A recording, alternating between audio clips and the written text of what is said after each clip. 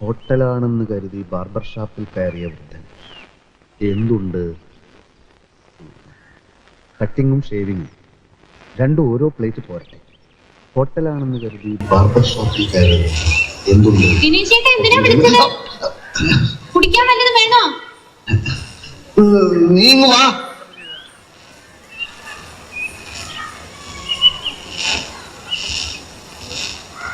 ഇതെന്തിനാ ഇവിടെ വന്നിരിക്കുന്നത്? വല്ല രഹസ്യമുണ്ടോ? ഭാര്യയും ഭർത്താവും ഒക്കെ ആവുമ്പോ അവർക്ക് അവരുടേതായ ചില തമാശകളും കാര്യങ്ങളും ഒക്കെ ഉണ്ടാവുമല്ലോ. എനിക്കാണെങ്കിൽ ഒരുപാട് തമാശകൾ പറയാൻ അറിയാം. പക്ഷെ അമ്മയുടെ തങ്കമണിയുടെ മുമ്പിൽ വെച്ച് നമ്മള് എന്നെ എന്തിനാ ഇപ്പൊ വിളിച്ചത്? ഞാൻ തുണി കഴുകാണ്. അത് നമുക്ക് പിന്നെ കഴുകാലോ. അതിന് മാത്രമുള്ള പ്രശ്നം എന്താ? പ്രശ്നമല്ല, ചില നർമ്മ സംഭാഷണങ്ങൾ, ചില തമാശകൾ. ഞാനിപ്പോ പ്രസ്സിൽ വെച്ച് ഇങ്ങനെ ഇരിക്കുന്ന സമയത്ത് പെട്ടെന്ന് എനിക്ക് ചില തമാശകൾ തോന്നി.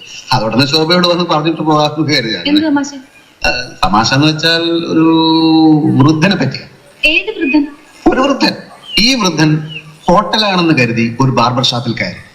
അപ്പോൾ വൃദ്ധൻ ബാർബറോട് എന്തുണ്ട്? അപ്പോൾ ബാർബർ കട്ടിങ്ങും ഷേവിങ്ങും. അപ്പോൾ വൃദ്ധൻ രണ്ടും ഓരോ പ്ലേറ്റ് പോരട്ടെ.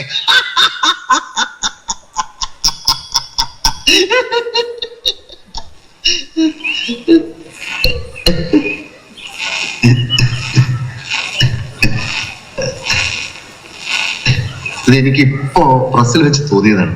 ദിനേശേട്ടൻ എന്ത് പറ്റി? ശോഭയ്ക്ക് തമാശ ശരിക്കും കൊണ്ട് മനസ്സിലായില്ലല്ലേ?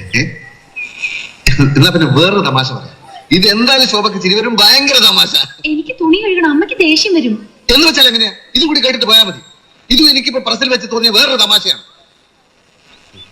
പെണ്ണ് കാണാൻ വന്ന പയ്യന്റെ അച്ഛനോട് പെണ്ണിന്റെ അച്ഛൻ എന്നിട്ട് അഭിപ്രായം പറയാമെന്നാണല്ലോ പറഞ്ഞിരുന്നത്. എന്നിട്ട് എന്താണ് പറയാത്തത്? അപ്പോൾ പയ്യന്റെ അച്ഛൻ ബജ്ജിയിൽ ഉപ്പ് പോരാ.